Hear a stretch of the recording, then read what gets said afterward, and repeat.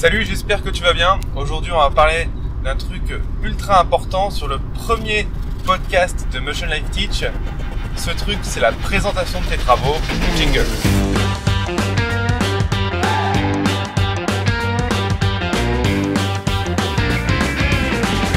Bienvenue dans le podcast de Motion Life Teach. Le podcast où on parle de 3D, d'animation, d'effets spéciaux, de films, de mindset, de logiciels, bref, tout ce qui se rapporte à l'animation 3D, les effets spéciaux ou l'image de synthèse.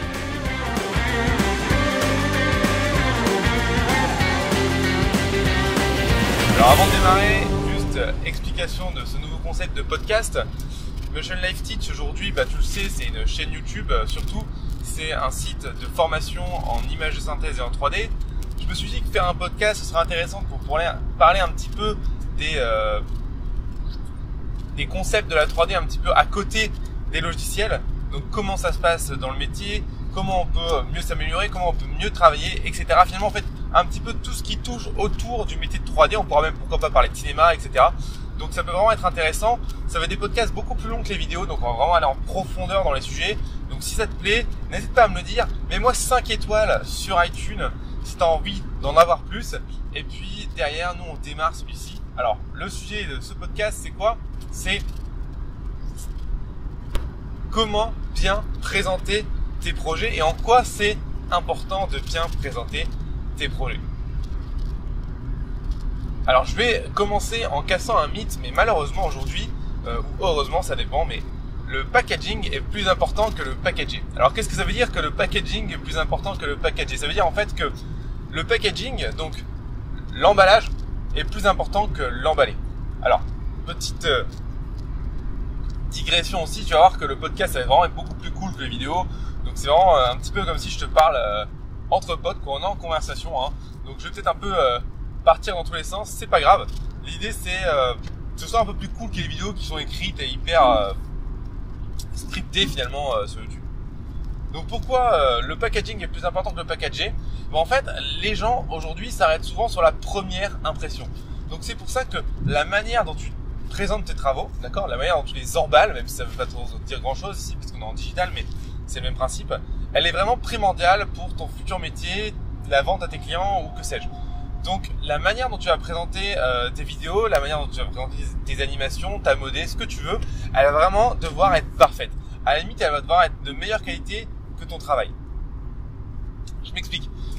Je vois beaucoup trop de choses, genre des gens qui présentent leur boulot sur ArtStation, par exemple, et en fait les gars ils foutent tout à l'arrache, tu vois, il y a rien qui est rangé, et juste c'est à toi en tant qu'entrepreneur, en tant qu'employeur d'aller voir et d'aller chercher ce qu'ils ont fait, comment ils l'ont fait, pourquoi ils l'ont fait. Non, c'est pas possible. C'est pas possible. Quand tu es employeur et que tu cherches quelqu'un par exemple en modé, t'as pas envie de te faire chier à chercher ce que le mec fait, pourquoi il l'a fait. Non, tu veux que tu arrives et que tout soit clair. Donc tu veux avoir quelque chose de rangé, de bien présenté, quelque chose où tu arrives et que tu sais exactement ce que c'est en modé, quel est son meilleur projet, quel est son meilleur personnage, quel est son meilleur décor, etc. Alors je parle pour la modé, mais ça marche pour l'animation, etc. Donc ça, premier point sur ArtStation, parce que je prends l'exemple parce que je vois beaucoup. Les gars sur ArtStation, présentez votre boulot correctement, quoi. Merde. Faites quelque chose de propre, avec des dossiers, avec un truc vraiment où on arrive dessus et on sait exactement où on doit aller en fonction de ce qu'on cherche. Mais franchement, ArtStation, même si tu as bien rangé ton ArtStation, c'est loin d'être le top. En fait, finalement, le ArtStation bien rangé, c'est le minimum vital que tu dois avoir si tu es un artiste. Le deuxième step que tu peux faire pour bien présenter tes travaux et que je te conseille fortement, c'est d'avoir un site web perso. Un site web aujourd'hui, ça coûte 50 balles par an, ok, donc c'est rien du tout, clairement. Fais ce truc. Prends ce 50 balles par an, mets-toi sur WordPress et hop, on y va. Tu présentes tes travaux et tu te présentes aussi toi. Bref, tu montes un business finalement de tes travaux. Même si tu n'as pas envie de monter un business en tant que tel, il faut que tu puisses te vendre à tes potentiels employeurs ou à tes potentiels clients. Pour ça, sur ton site web, c'est vraiment le top parce que tu peux ajouter une petite description à propos qui peut être un peu vendeur, un peu qui te met un peu en lumière. Tu peux présenter tes travaux comme tu le sens. Tu peux citer, par exemple, si tu as des skills de modeleur et des skills de rigueur et des skills d'animateur par exemple, tu peux très bien avoir un site global où tu as ton nom et finalement sur ton nom tu as tous tes travaux, et puis tu as des sous-domaines, par exemple modeling.tonprénom ou ton nom.fr ou .com, et avoir seulement les travaux qui sont relatifs au modeling. En faisant ça, ça te permet d'envoyer seulement les URL qui sont intéressantes aux gens intéressés. Et là, vraiment, tu te retrouves à avoir quelque chose de beaucoup plus intéressant que finalement te retrouver juste avec un ArtStation où tu as tout à l'arrache, tu vois. Donc déjà, le fait d'avoir un site internet perso, déjà ça fait plus pro, ça y a rien à dire. Mais en plus de ça, et surtout, ça va te permettre de mieux présenter tes travaux et de les présenter comme tu le souhaites. Alors on va pouvoir parler un petit peu ensemble finalement de comment tu peux construire ton site pour que ce soit cohérent. Il est important que sur la page d'accueil de ton site, ce soit le meilleur travaux que tu aies jamais fait, tu vois, ou en tout cas le truc dans lequel tu veux te vendre. Donc si tu veux faire de l'animation, il faut que quand j'arrive sur ton site, le premier truc que je vois, sans rien faire, c'est une vidéo d'anime de ouf, tu vois. Il faut que je vois ta meilleure d'anime de taré, tu vois. Ou alors un petit showreel d'anime bien monté avec une bonne musique. On en parlera après du showreel. Donc vraiment, c'est primordial. Il faut absolument que sur ton site, le premier truc qu'on voit sur ta page d'accueil, c'est un truc de malade. C'est le truc qui fait vraiment que t'es ouf. Le truc dont t'es le plus fier, ça doit arriver directement sur la page d'accueil. Je veux pas de description, je veux pas de petit texte, non, je veux directement voir ça. Comme ça, moi, en tant qu'employeur, tout de suite, je sais exactement à qui et à quoi j'ai affaire. Qu'est-ce que tu vends, qu'est-ce que tu sais faire, en quoi tu peux résoudre mon problème. Si j'ai besoin d'animateur, j'arrive sur un site et l'animation est ouf, c'est bon, je sais que j'ai tapé à la bonne porte.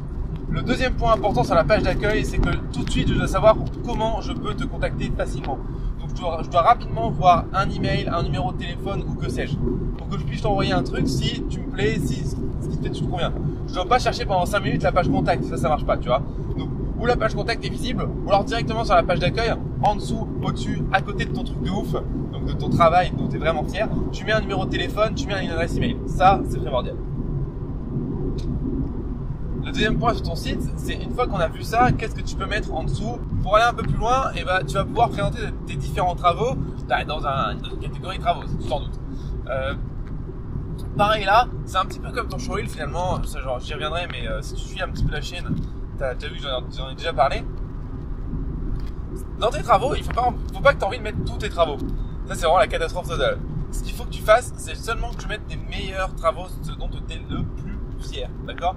Et de la même manière que sur ArtStation, il va falloir les classer par rapport aux différents domaines dans lesquels tu es bon. Donc si tu fais du modeling et de l'animation par exemple, il va falloir faire dans travaux une sous-catégorie modeling et une sous-catégorie animation. Il ne faut pas qu'on ait encore une fois, comme dans ArtStation, tes travaux à l'arrache un petit peu non documentés. L'avantage d'un site, je crois que sur ArtStation tu peux le faire aussi, c'est que tu vas pouvoir commenter chaque travaux. Ce qui peut être intéressant, c'est d'expliquer un petit peu pourquoi tu les as fait, en quoi c'est meilleur que tes concurrents, donc que les autres personnes qui sont en animation par exemple, et en quoi ce type de travaux peut être intéressant pour une entreprise qui cherche par exemple en animation. Pourquoi elle prendrait toi plutôt que quelqu'un d'autre? En bref, finalement cette petite description, c'est tout le temps une petite plus-value qui va te permettre de te revendre et pourquoi te proposer encore un contact, tu vois, l'histoire de tendre une dernière petite perche à l'entreprise qui visite ton site web. Donc ça, c'est vraiment important. Donc on va parler de 2 sections, même 3 sections. La section accueil où je répète, le meilleur travail que tu as fait et il faut qu'on puisse te contacter facilement. Et la deuxième section qui est la section travaux ou la section works ou ce que tu veux, où cette section elle doit être en sous-catégorie en fonction de où est-ce que tu es bon et tu dois avoir seulement tes meilleurs travaux. Il vaut mieux que tu aies 3 travaux très bons plutôt que 10 travaux moyens. Ok? Donc vraiment, n'hésite pas à virer les travaux dont tu es peu fier. N'hésite pas non plus sur les travaux où tu es très fier de mettre une petite description où tu te revends un petit peu, où tu parles un petit peu de toi, en quoi tes qualités de travail sont vraiment bénéfiques pour l'entreprise. Ah ouais, tiens, ça me fait penser à autre chose. Dans ta description, je vais parler aussi de la section à propos, mais peu importe finalement dans quoi tu écris, que ce soit sur ArtStation, un mail ou une présentation à l'oral ou sur ton site internet, pense bien à parler pour l'entreprise. Je vois beaucoup trop de sites de freelancers ou même d'employés. Quand ils parlent sur leur site internet, ils parlent seulement je ou nous. Ils sont en mode tout le temps je travaille comme ça, je suis très bon en animation, j'ai travaillé sur tel projet, etc. Mais l'entreprise qui vient voir ton site internet pour t'employer, alors elle a foutre que tu aies travaillé sur tel ou tel projet ou que tu sois bon en animation. Ce qu'elle veut, elle, savoir, c'est est-ce que tu vas pouvoir résoudre son problème qui est en ce moment il lui manque un animateur.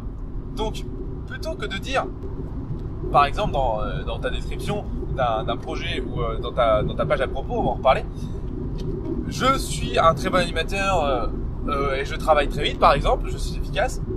Pense plutôt à tourner cette phrase de manière, si je travaille pour vous, je pourrais vraiment vous livrer les meilleures animations, je suis à l'attente de vos retours, je vous écoute, j'écoute vos retours à 100%, l'idée c'est de travailler pour vous, c'est que vous ayez une animation qui correspond à l'image de votre entreprise.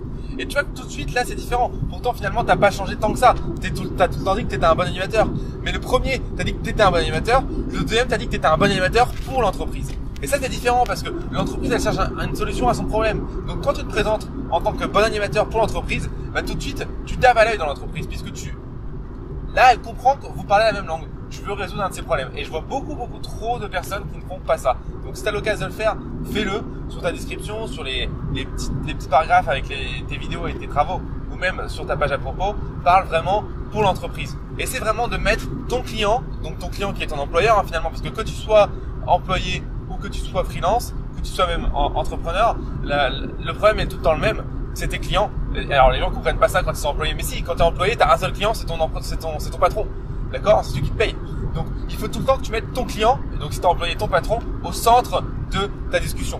Donc, quand tu dis « je suis un animateur », tu ne mets pas au centre de la discussion ton patron ou ton client. Tu te mets toi au centre de la discussion, excuse-moi. Donc, vraiment, pense à mettre ton patron, tes clients au centre de la discussion. Donc, au lieu de dire « je suis un bon animateur », tu peux dire « je serai le meilleur animateur dont vous ayez besoin parce que je peux vous permettre de régler tel problème ». Là, tu parles directement à l'entrepreneur, à l'employeur qui va avoir besoin de tes services. Et là, tu as beaucoup plus de chances de te faire contacter. Depuis tout à l'heure, je parle un petit peu de la page à propos. Allons un peu plus loin sur ce level. Donc la page à propos, ce qui est vraiment intéressant avec ça, c'est que elle va te permettre de pouvoir te présenter un peu plus en détail, contrairement ou à la page d'accueil où tu avais juste de gros projets. Et puis peut-être une ou deux phrases d'accroche qui expliquaient comment tu travaillais et qu'est-ce que tu pouvais apporter à la boîte. Là, la page à propos, ce que tu vas pouvoir faire, c'est que tu vas pouvoir beaucoup plus détailler ce que tu fais dans ton travail, comment tu travailles et pourquoi ta manière de travailler, elle est meilleure que tes concurrents, les autres personnes que l'entreprise pourrait employer. Donc là-dessus, n'hésite pas, fais un truc, voilà, 150-200 mots, donc ça équivaut à 15-20 lignes.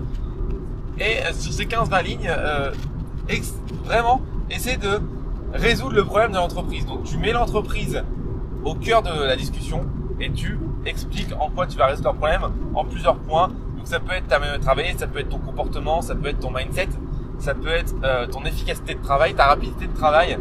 Bref, ça peut être plein de choses, mais vraiment, essaie de mettre l'entreprise au centre. Essaie d'avoir un petit peu un credo en quoi tu te différencies des autres. Ça, c'est vraiment primordial. C'est une question que tu dois te poser tout le temps. Et ça, elle doit ressortir dans ton à propos. Tu peux avoir une phrase type qui marche assez bien qui dit j'aide X à faire Y. Donc, c'est intéressant. Alors, c'est une phrase à la base qui est destinée aux entrepreneurs. Mais ça marche aussi quand tu es employeur. Tu peux très bien dire j'aide les studios de création à mieux gérer leurs animations. Et tu vois, tout de suite, en fait, finalement, et après tu détailles, je suis un animateur, je travaille comme ça, je peux vous aider comme ça. Donc, ça peut être une bonne manière de lancer ton à propos. Ça explique, ça donne tout de suite la solution à l'entreprise en quoi tu vas pouvoir l'aider, sur quel domaine tu vas pouvoir l'aider. Donc, je répète la phrase, elle n'est pas forcément utilisée telle quelle, mais elle est bien pratique quand on est un peu sur une page blanche, tu vois.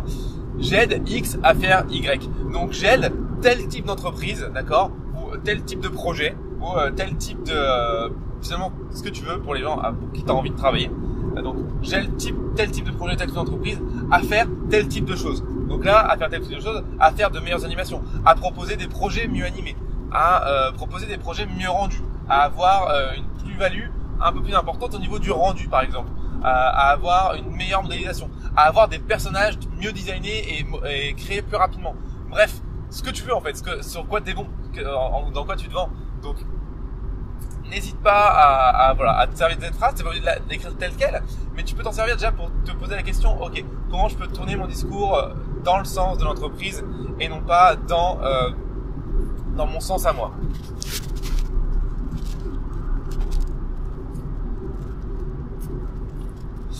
Alors, je vais un petit peu partir dans tous les sens, mais c'est pas grave. ça me fait penser à quelque chose à ce moment-là. C'est que dans la vie, quand tu vas voir que une des principales compétences que tu dois avoir finalement, c'est pas ton métier, c'est pas finalement le métier d'artiste 3D que tu fais, c'est plutôt la compétence de savoir se vendre.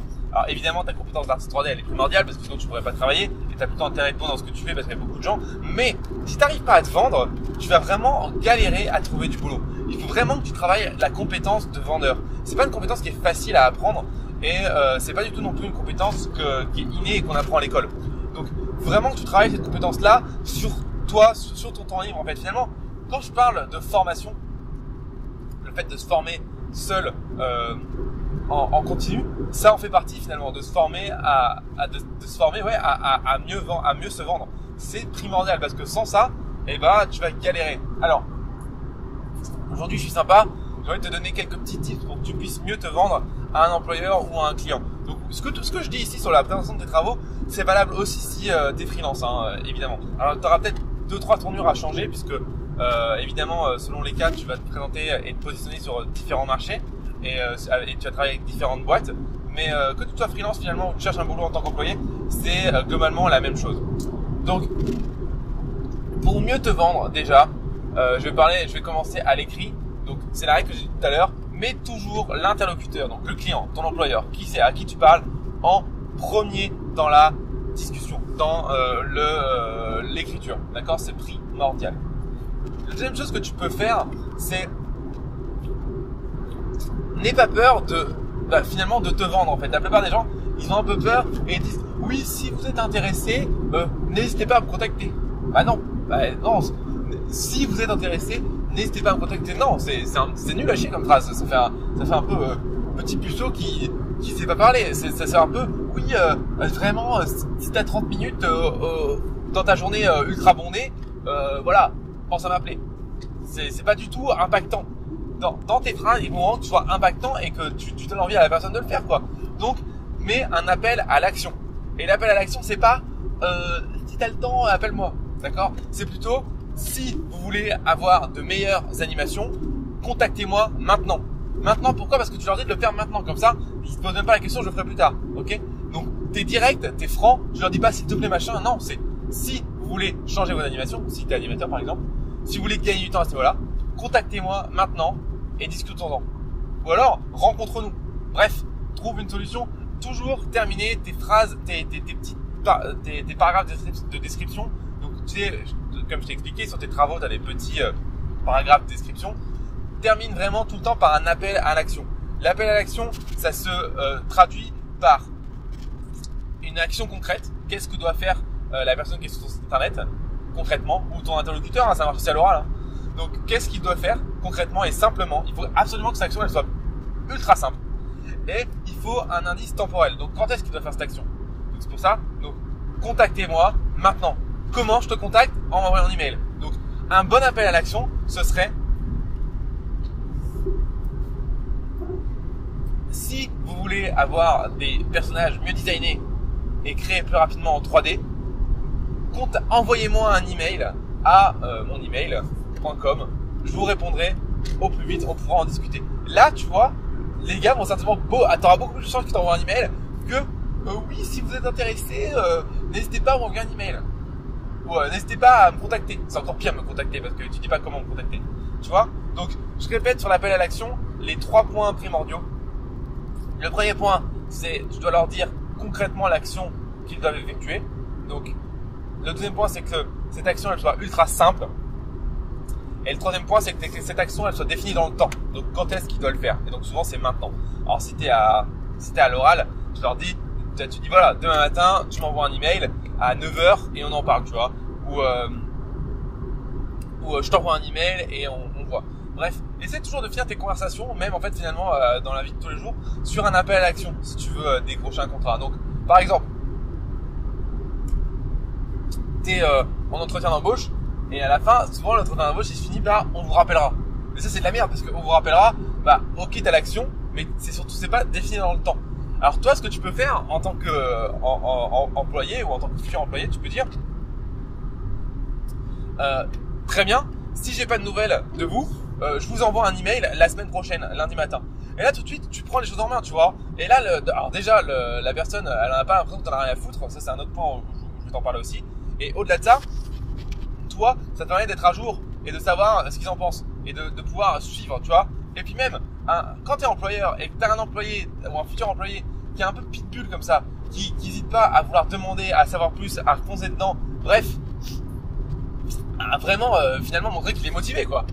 Ça c'est ouf, tu vois. Donc ça marche un peu avec l'appel à l'action et c'est vraiment hyper intéressant. Donc voilà un petit peu pour la petite digression sur le fait qu'il faut falloir savoir se vendre. Troisième point sur le fait de bien se vendre, c'est le 80-20. Alors c'est pas la loi de Pareto ici, même si on a déjà parlé ensemble, si tu suis un petit peu la chaîne YouTube.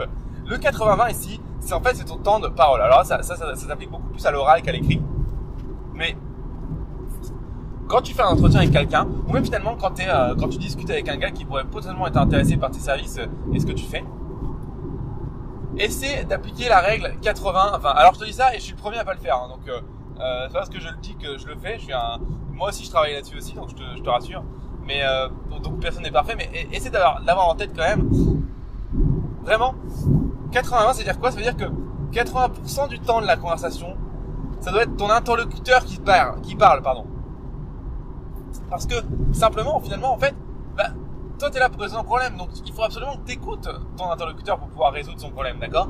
Donc une bonne conversation, c'est 80% du temps, c'est ton interlocuteur qui parle. Pense à ça.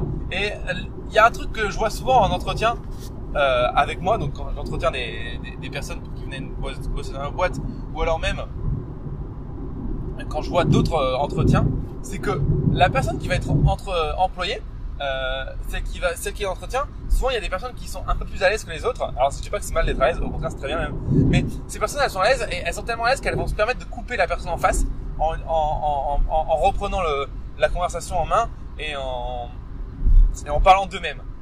Grave erreur. Et souvent ces gens-là sont pas pris parce que ils font hyper mauvaise impression à ce niveau-là. Il y a rien de plus désagréable de se faire couper dans un truc quand t'es en train de parler, et surtout quand t'es l'interlocuteur et que c'est toi qui as besoin de la personne. Donc écoute la personne, vraiment 80% du temps ça doit être elle qui parle.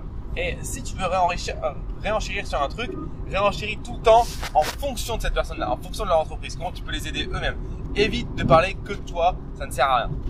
Donc là-dessus c'est primordial, ne coupe pas les personnes et essaie de te baser sur l'écoute. Plus t'écouteras, plus tu auras de clés pour mieux répondre aux problèmes de la personne que tu as devant toi, et donc plus finalement ce que tu vas lui dire sera impactant pour elle. Donc 80-20, retiens bien cette règle. Ok, donc j'ai fini de donner ces 3 petits conseils sur la vente. Donc voilà, pense à te former, hein. Là ce que je te dis c'est la base, hein. Il y a beaucoup plus de choses à voir. Donc pense bien à te former sur la vente, c'est primordial.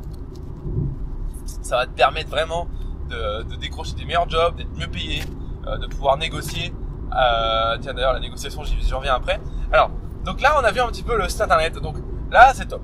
Le site internet, t'es bien présenté, t'as une bonne petite description, mais il manque quand même le principal, c'est le showreel. Le showreel, ou au moins en tout cas la vidéo sur la page d'accueil de ton site qui envoie du lourd, tu vois, tu vois, ça explose.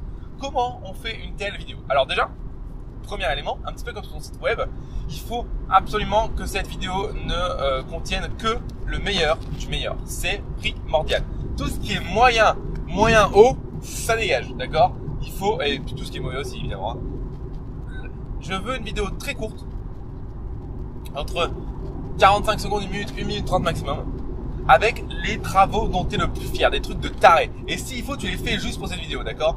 Ça va vraiment te permettre d'avoir, finalement, d'impacter directement la personne qui arrive sur ton site. Cette vidéo-là, il faut absolument qu'à la fin, de la même manière que tes petites descriptions, etc., que tu aies un appel à l'action. La plupart du temps, même je pense 98% des showreels, je vois ça. Je vois à la fin, par exemple, la personne c'est un shader lighter, et ben je vois shading, lighting et l'adresse email et les logiciels. Et encore, si les logiciels c'est du luxe. Mais putain, sérieux, c'est trop de la merde, sans déconner. Alors je suis désolé, ouais, dans ce podcast, comment dans notre pote on parle, je suis peut-être un peu vulgaire, je peux m'énerver. Le prends pas pour toi, c'est juste parce qu'on est ensemble et je parle sur le coup. Mais franchement, c'est nul à chier quoi. Shading, lighting, ton email, mais putain, mais moins impactant, tu peux pas quoi. Donc un appel à l'action impactant. Donc au lieu de dire shading, lighting, tu dis encore une fois, tu parles à l'entreprise, donc si vous voulez avoir des meilleurs résultats en termes d'image, bref, tu trouves une formulation qui présente bien ton métier. Donc qu'est-ce qu'amène ton métier finalement, ton métier de shadow lighter à l'image finale, tu vois.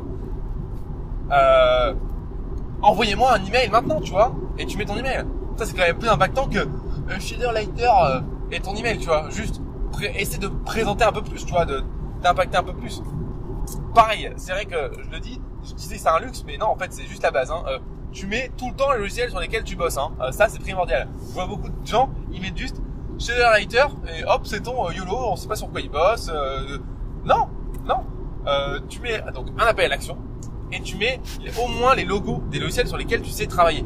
Ça donne au moins un concept en disant, ok, est-ce que cette personne-là pourra facilement s'adapter à notre entreprise en tant qu'employeur, tu vois. Donc vraiment, mets aussi les logos de chaque logiciel sur lesquels tu travailles. Deuxième élément important, c'est l'ordre dans lequel tu mets tes travaux dans ton showreel en fait. Donc je parle d'un showreel, mais finalement c'est la vidéo d'un examen, mais on s'en fout. Bref. Donc l'ordre dans lequel tu mets tes travaux, c'est primordial parce que finalement on est humain, et comme je t'ai dit, le packaging est plus important que le packaging. Donc pourquoi ça c'est vrai? C'est parce que en tant qu'humain, on a beau dire, mais en fait c'est la première impression qui fait tout. Et c'est comme ça. C'est la vie, c'est dégueulasse. Mais finalement, l'expression l'habit fait pas le moine, en fait, elle est pétée, en fait, parce que l'habit fait le moine. C'est comme ça, c'est la vie, c'est humain, mais on est tout le temps influencé par la première impression. Il y a rien à faire. D'ailleurs, si t'es intéressé par ce concept-là, je t'invite à regarder un bouquin qui s'appelle Influence et manipulation. Check un petit peu ça. Tu vas voir que ça parle vraiment de la première impression sur des études scientifiques, et je peux te dire que sur des entretiens d'embauche, la première impression elle fait tout. Même pour des accusés, je reprends dans le bouquin, ils prennent l'exemple des accusés qui vont avoir une peine de mort. Tiens-toi bien, c'est vraiment, franchement c'est abusé. Pour sentence égale, tu vois, c'est un truc de taré. Sentence égale, enfin je veux dire crime égal plutôt. Donc ils ont fait les mêmes crimes. En fonction de si une personne est bien habillée ou si elle est mal habillée, putain, mais la sentence, elle peut varier du simple au double, quoi. Donc c'est juste abusé, quoi. Donc quand je te dis que la première impression fait tout, juste c'est dingue, quoi. Donc évidemment, ça te donne un petit conseil en plus. Putain, habille-toi bien quand tu vas en entretien d'embauche. Mais bon, ça, logiquement, les gens le font assez bien, c'est assez ancré. Mais quoique des fois, on voit des trucs assez abusés. Donc habille-toi bien, ça joue. Donc l'habit fait le moine, et donc du coup, dans ton showreel, il faut absolument que le premier travaux qu'on voit, d'accord, soit le best de all. Tous les projets que tu as fait, le meilleur dont tu es le plus fier, le truc le plus taré de ouf de ta vie que tu as fait dans ta vie d'artiste 3D, il faut que ce soit ce projet-là qui soit en premier. Pourquoi? Parce qu'encore une fois, c'est la première chose qui nous impacte le plus.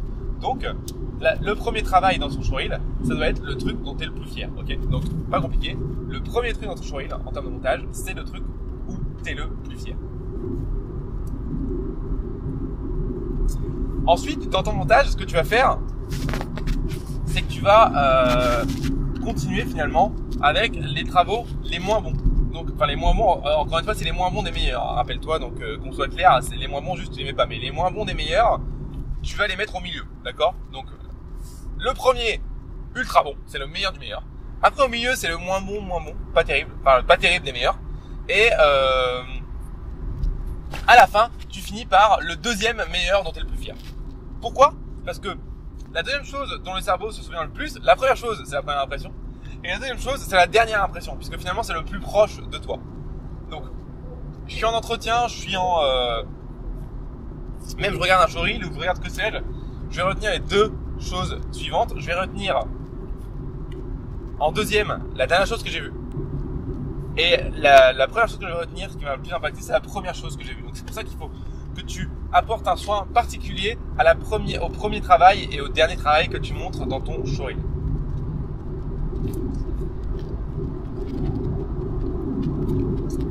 Ok, donc ça, pour le showreel, c'est fait. En tout cas, on a vu un petit peu le squelette. Alors, je vais te parler d'un troisième ou un quatrième. Bref, je sais plus auquel j'en suis. On s'en fout. On est entre potes, tu vois, on discute. C'est pas très grave si on s'embrouille. Mais je vais te parler d'un truc hyper important sur le showreel. C'est, encore une fois, ça va avec le fait de packager, finalement. C'est le montage. Le montage. Alors, putain, le montage, il faut vraiment que ce soit aux petits oignons, d'accord? Je vois tous les jours. Mais franchement, c'est abusé, quoi. des montages de showreel mais pétés, mais c'est nul. Ils mettent juste les gars mettent juste une musique et ils mettent leurs travaux à la suite. Mais putain, mais comment tu peux faire un truc plus ennuyant que ça, quoi?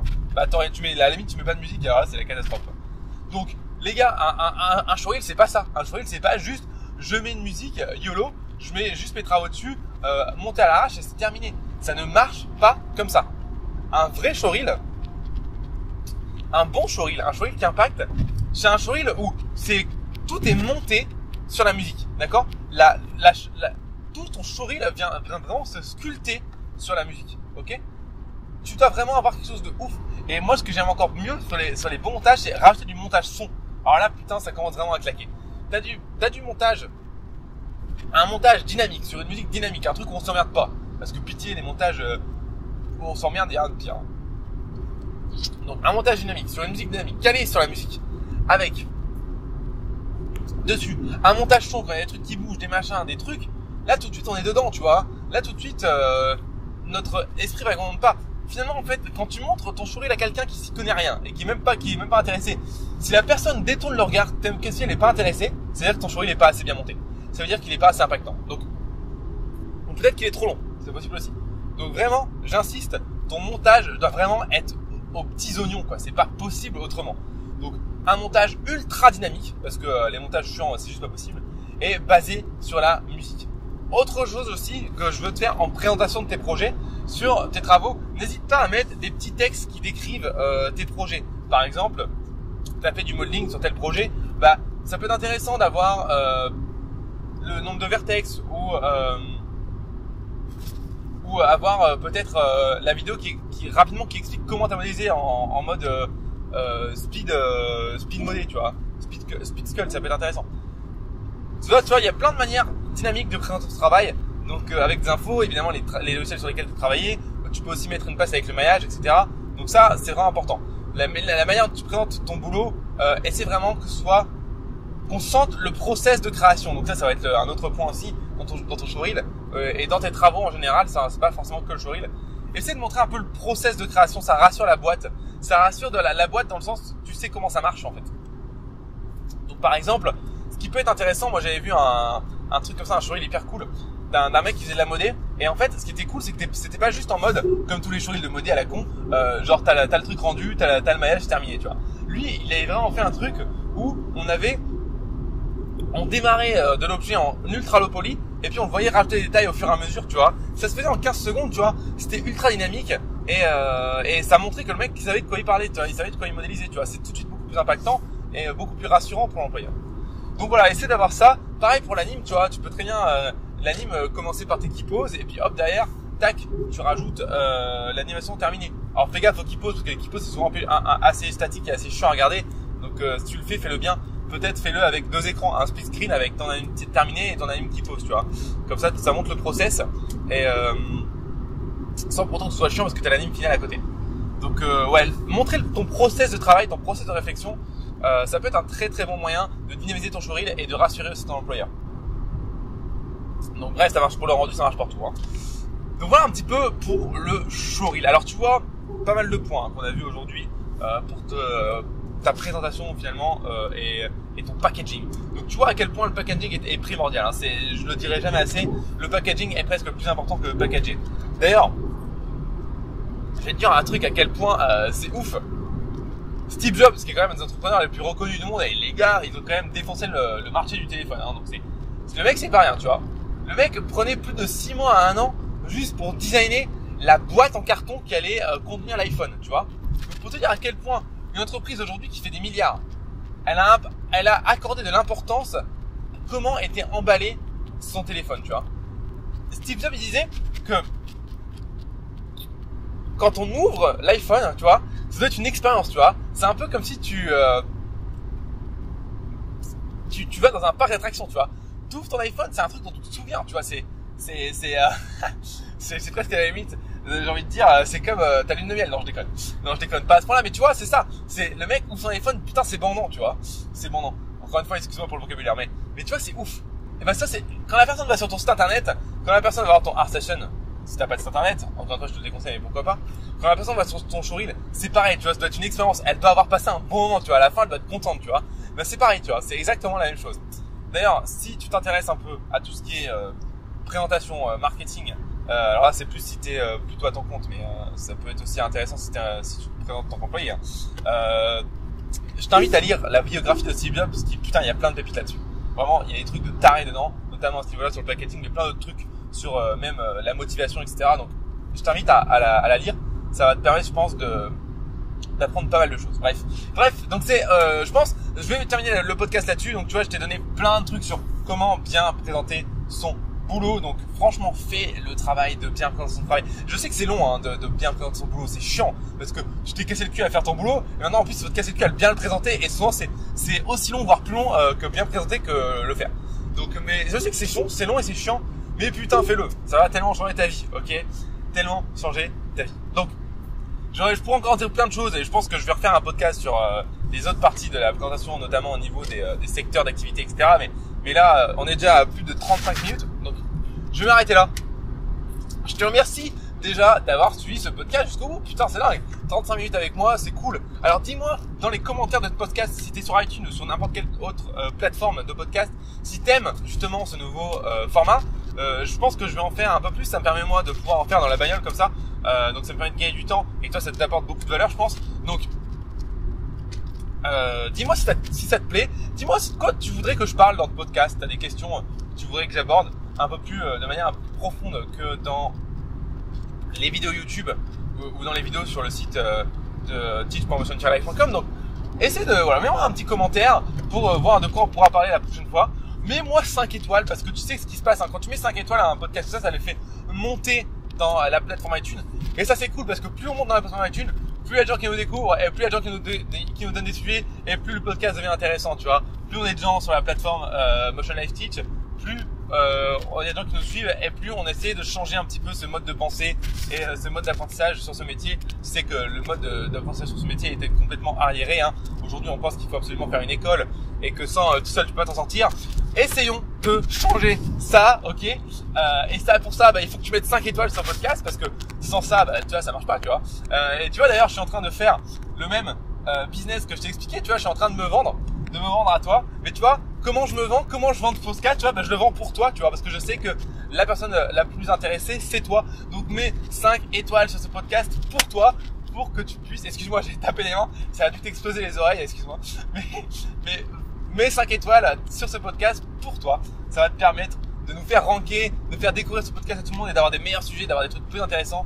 Dis-moi si ça t'intéresse. Et puis, dernière chose, si t'es intéressé par la 3D, évidemment, par l'image de synthèse, par ce métier d'artiste 3D, par finalement tout ce qui tourne autour de la 3D, je t'invite à te rendre sur le site de teach.motion-live.com et à t'abonner aux vidéos pour que tu puisses recevoir toutes les semaines 2 vidéos gratuites, 2 tutoriels gratuits pour vraiment exploser tes skills et tes compétences. Donc vas-y tout de suite, va maintenant sur teach.motion-live.com et inscris-toi, abonne-toi et tu vas voir que c'est plein de trucs géniaux.